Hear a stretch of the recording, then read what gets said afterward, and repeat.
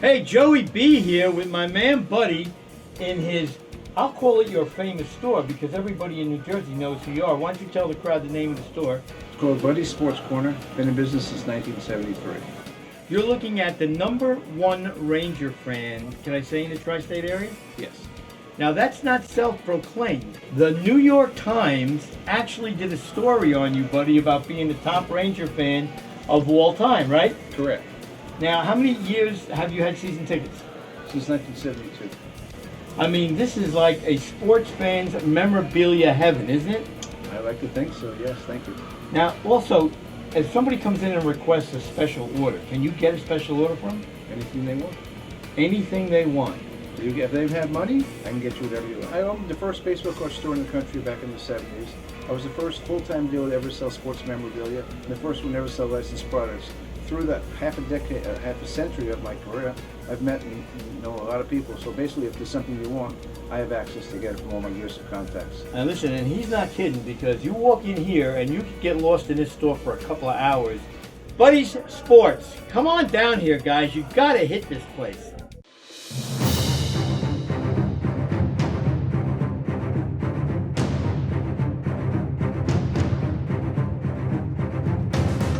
Joey B, and no, it is not Mike McSee sitting next to me, as Mike McSee now has, I don't want to say retired, Kev, but let's just say he's taken a advisory position from the outside in. We'll go with that one, yeah. Kevin is our new cameraman and tech guy, Yep. and he's going to be sitting in with me. We're having a new thing this year, Kev, where we're going to have a guest host, a guest co-host from the team, a member of each team. So next week we'll have a team member come in and sit and chat with us, and you'll be chatting with us from the other side of the camera. But I thought it would be a good idea to have Kevin on the first week to introduce him to you guys. He did film for us in the not-too-distant past and did a great job. And if you looked at the quality of the games that was on, that he posted on Tuesday morning, Yeah.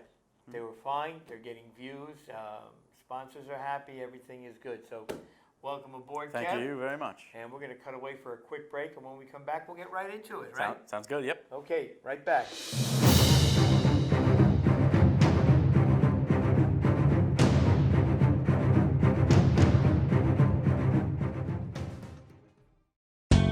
Athenia Mason Supply is New Jersey's #1 source for masonry supplies. We're the wholesale one-stop location with a comprehensive selection of cultured stones, bricks, blocks, concrete, cement, sand, and the accessories that make it all come together. Whether you're a masonry contractor or doing the work yourself, skip the big box stores and go right to the specialist at Athenia Mason Supply. We have everything you need to enhance the appearance of your home while providing lasting beauty and value. Stone or concrete pavers can define an exterior space while offering an old-world elegance. A fireplace or brick barbecue can be the central focus of a living room or outdoor living space.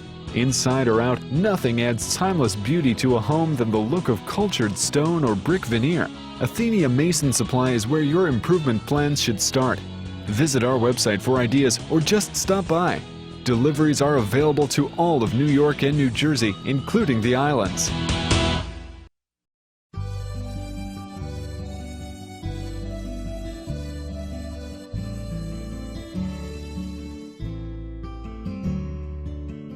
Here at Anthony Franco's, we take our food preparation very seriously, with the freshest ingredients delivered daily from the markets at Hunts Point and the finest pasta from one of Brooklyn's oldest pasta houses. We have a large variety of specialty pizzas, pastas, and sandwiches, along with a cozy dining area for your special events. With two great locations, 556 Route 17 North, Paramus, and 128 East Main Street, Ramsey. Call 201-447-3999 in Paramus and 201-238-8000 in Ramsey. Give us a call. We'd love to hear from you. And as always, free delivery.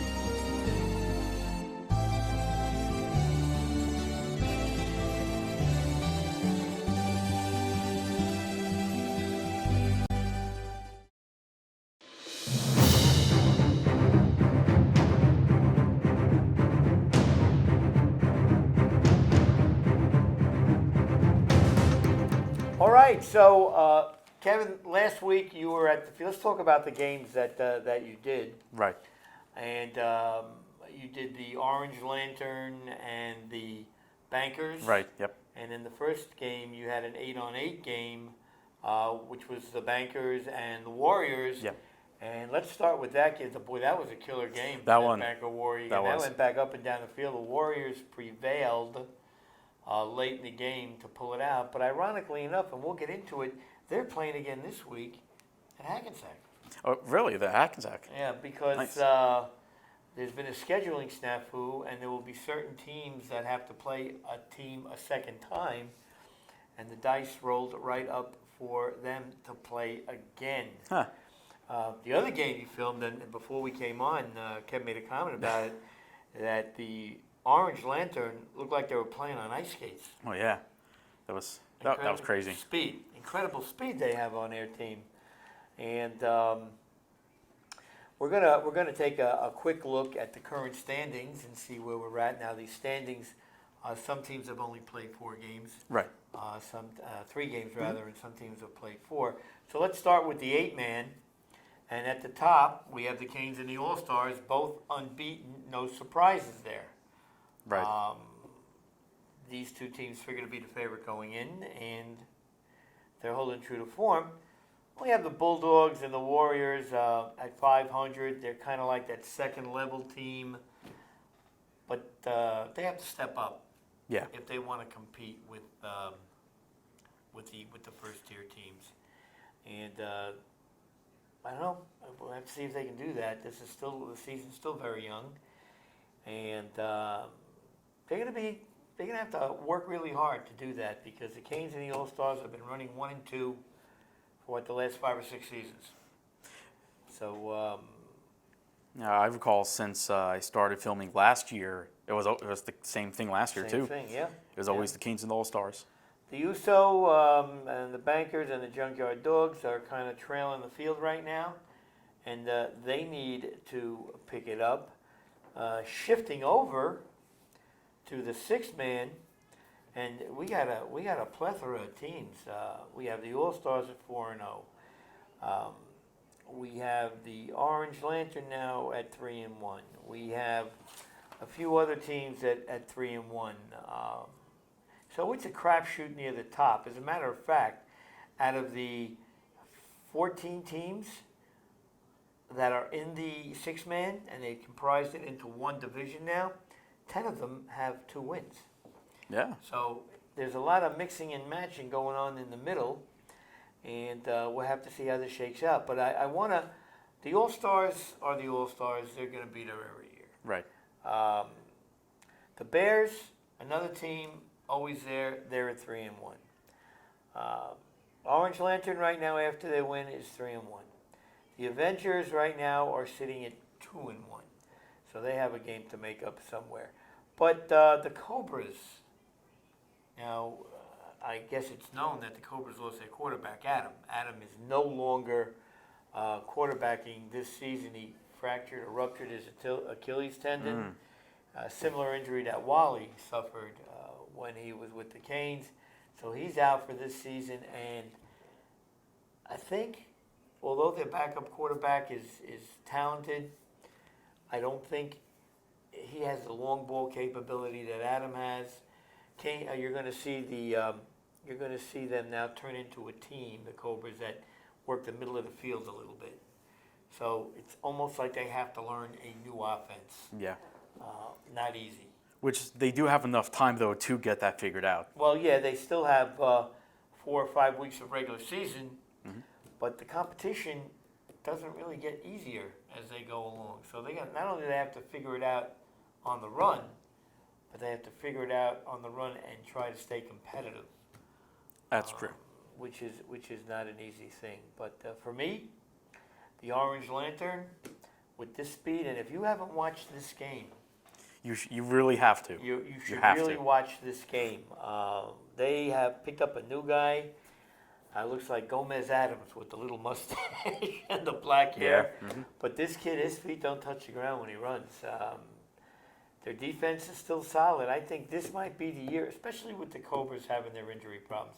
this might be the year where you see the Orange Lantern kind of move up a notch or two.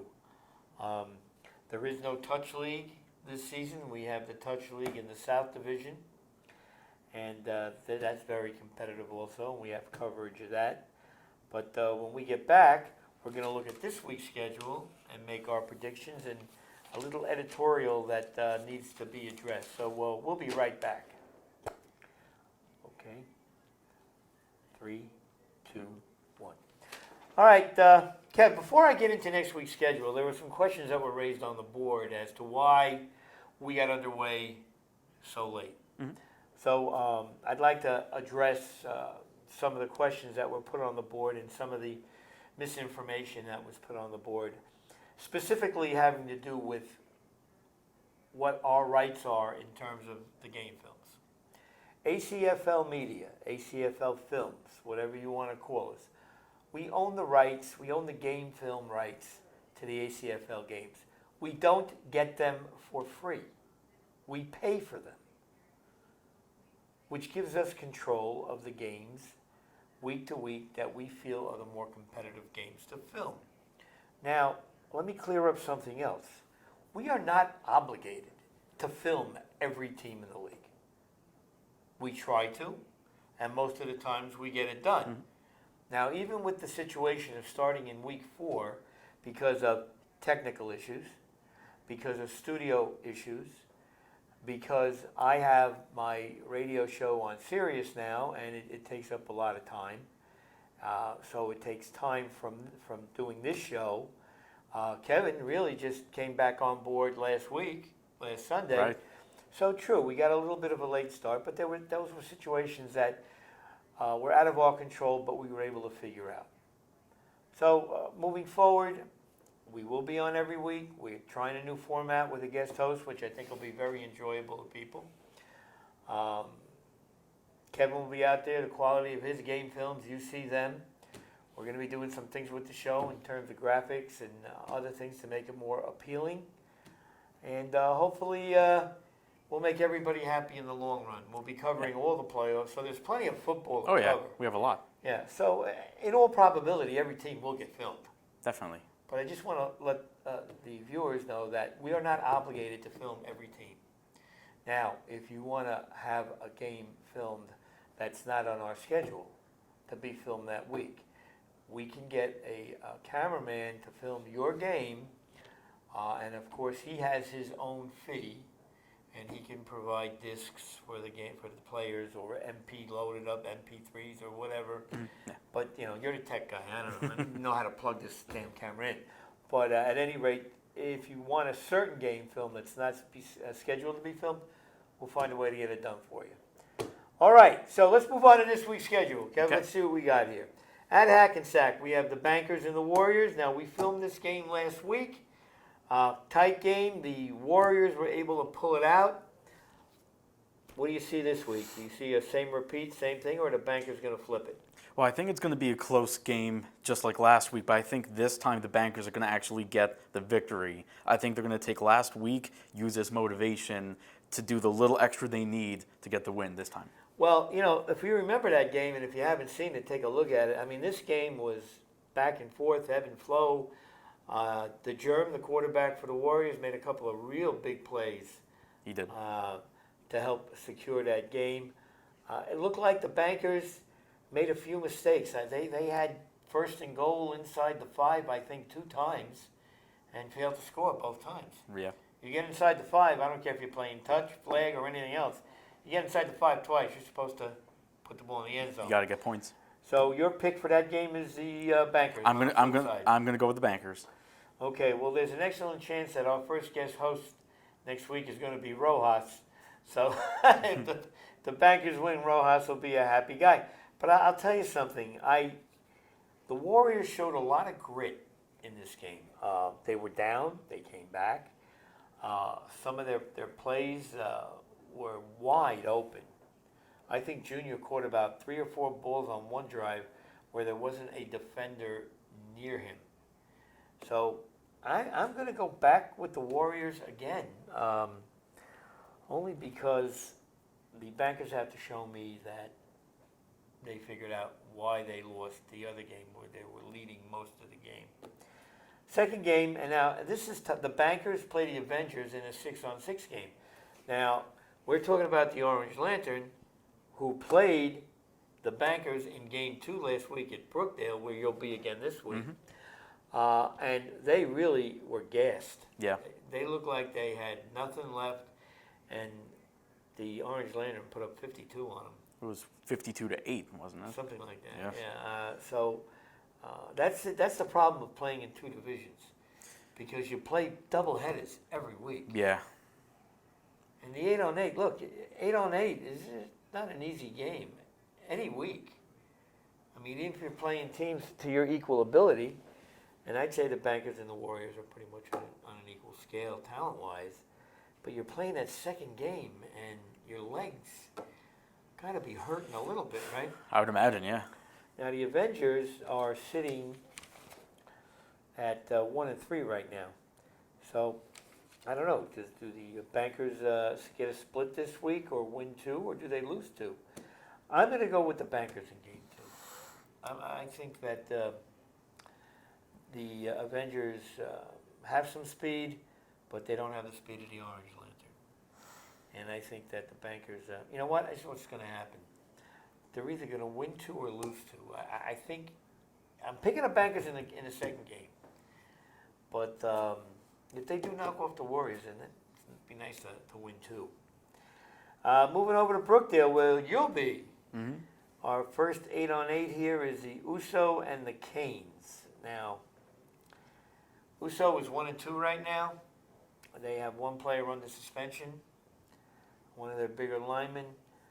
I'm going with the Canes here because I really think that the Canes are just too good.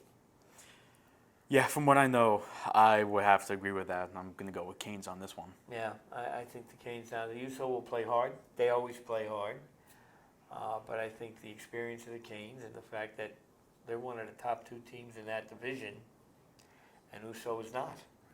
Right. And, it's a simple formula, If I'm better than you, odds are I'm going to win. And I think that's what's going to happen with the Canes. Second game is interesting. The MPI, who actually went to a championship game last season, are sitting at 1-3 and are having a tough time getting it started. And they go against the Cobras, who don't have their quarterback. So something's got to give in this game for one of these two teams. I think the MPI, who lost their quarterback for the season and lost Garrity, one of their big receivers, for another season, are up against it. And I think the Cobras have enough of everything else to get the job done today. So I'm going to go with the Cobras over the MPI. The MPI is going to fall to 1-4. And it's going to be a tough climb over the last 3 weeks for them to get their mojo going. Waddesing Park. And again, this looks to be a one-sided game. 8-on-8 All-Stars and the Junkyard Dogs. Junkyard Dogs are winless and are in for a very tough time.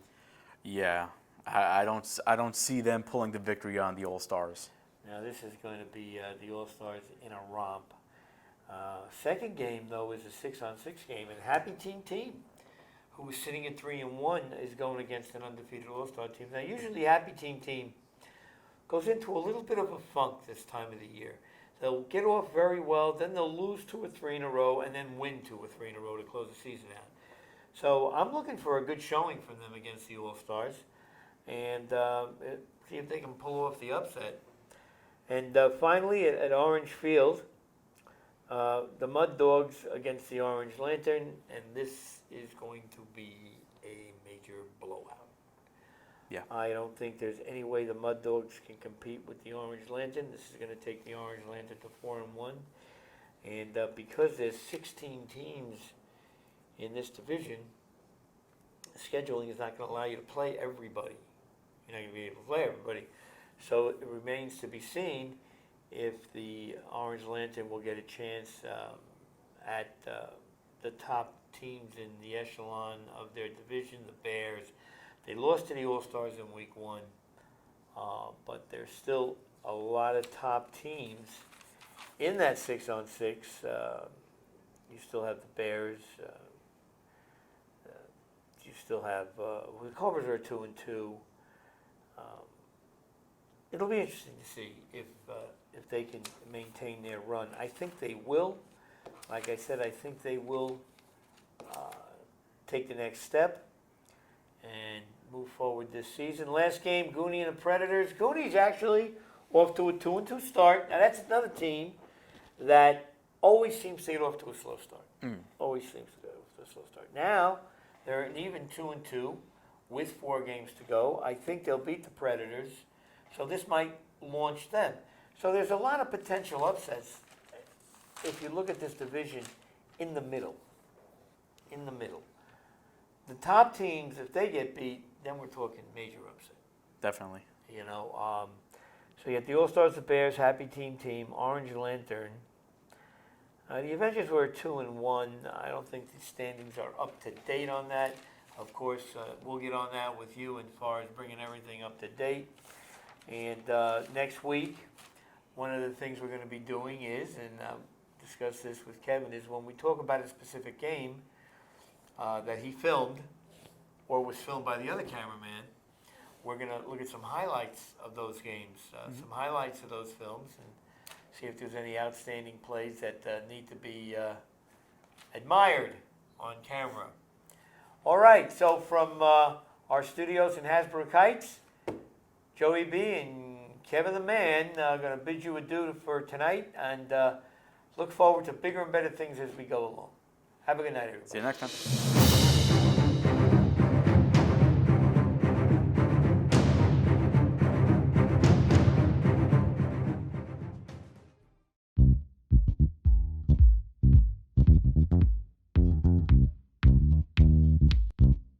This Blimpie and Surf City Squeeze is located in Secaucus, New Jersey.